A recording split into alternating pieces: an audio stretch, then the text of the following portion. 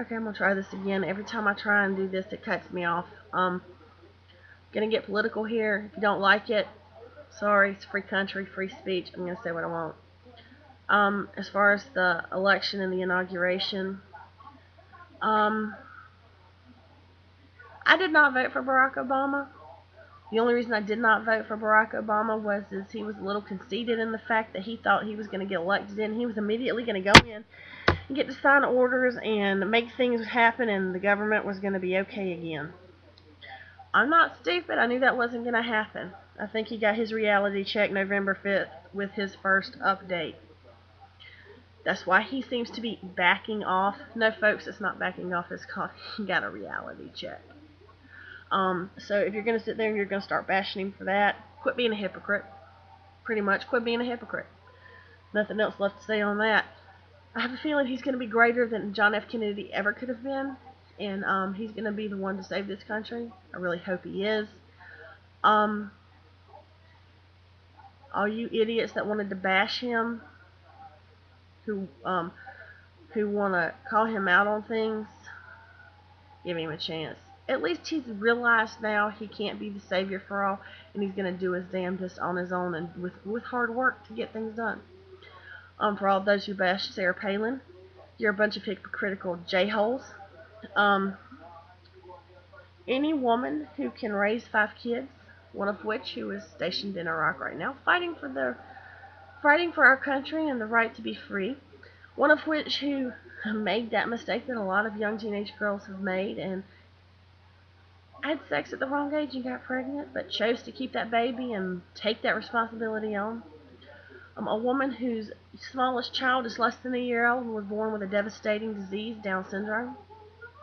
You're going to sit there and bash her because she forgot the names of newspapers.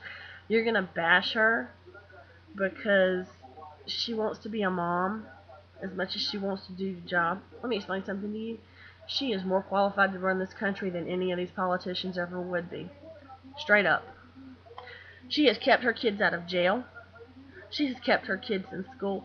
They are actually, if you look at each of those kids individually, they are great human beings and they are great American citizens. And for you to sit there and bash her about that, that just proves you're stupid. So quit bashing her. Speaking of bashing, now I'm getting ready to bash the one man I would love to see recreate that infamous Richard Nixon leaving the office, walking up to the helicopter, doing the 2 fingers and leaving. That would be South Carolina Governor Mark Sanford. Mark Sanford. You know, when you ran for office the first time, I knew you were a bloomin' idiot. When you took the pigs into the State House to quote-unquote point out pork barrel spending, I knew you were a big idiot.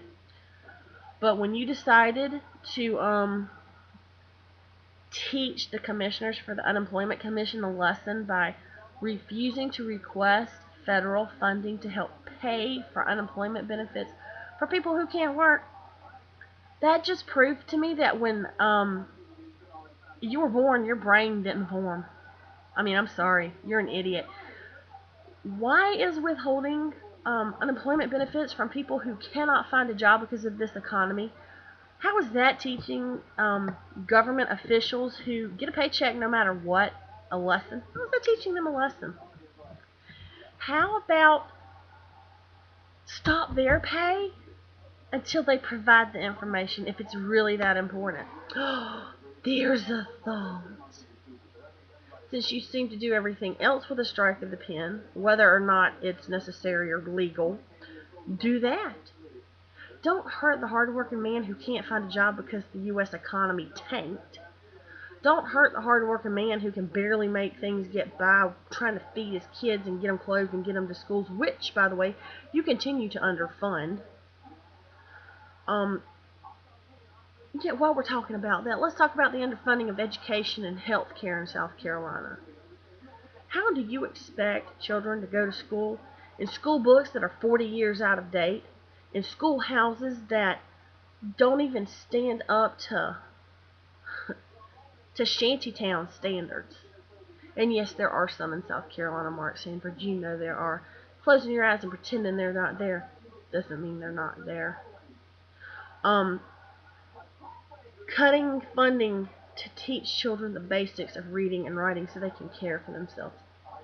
So they can go to college and become doctors and nurses and lawyers and policemen and firemen. How does that make sense?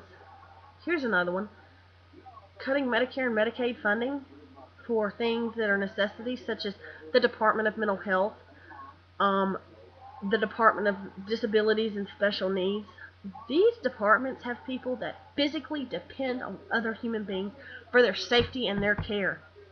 These are people who cannot even get basic toiletries like soap, water, toothbrushes, hairbrushes, clothing, because you continue to cut funding. There are facilities that are run by this state that they are opening buildings that are deemed unsafe. They were deemed demolishable because of how unsafe they were. But instead of spending money wisely and fixing up other facilities so that they'll have a nice, safe place to stay, you decided to go back to the bodunk runt places, open them up and expose these people because who cares about them? Yeah, Mark Sanford, you're smart. Why don't you start taking care of other people? Why don't you go spend a day at the Department of Mental Health? Why don't you go spend a day at the Department of Disability and Special Needs? Why don't you go spend a day with some of the unemployed people in South Carolina? Why don't you go spend a day at the Department of Juvenile Justice? Why don't you go spend a day at the Department of Corrections? Why don't you go spend a day or two with these people and see what they have to work with, what these people depend on that they can't have because you refuse to work the budget out. All you do is cut, cut, cut. You know, my grandfather told me one time there were really only two things in life you were ever guaranteed: death and taxes. Well, yeah, pay your taxes and take care of people. That's what you need to be saying. Quit cutting taxes and quit cutting education. Quit cutting basic funding for people who need it because they don't have anywhere else to turn. Quit taking the food out of kids' mouths because you want to teach a commissioner a lesson. Think. I'm pretty sure if they looked hard enough, you've done enough damage to the state of South Carolina, they could consider you a legal threat to the well-being of the state, and they could impeach you. I don't see why they haven't yet. I guess it's because there's enough Republicans who really don't care about their constituents and only care about the reputation of the Republican Party to do that. Well, guess what? Times are changing. All you politicians out there who think you're going to get yours and screw the rest of us, guess what? You're going down. We're not going to put up with it anymore. We've watched it for too long. Why do you think Bush and his cronies are gone? Because we're tired of it. Granted, wasn't the way I wanted him gone, but hey, he's gone. It's time. It's over with. Mark Sanford, you need to go. South Carolina House of Representatives and State Senate, y'all need to go. Y'all need reality checks. Get a grip.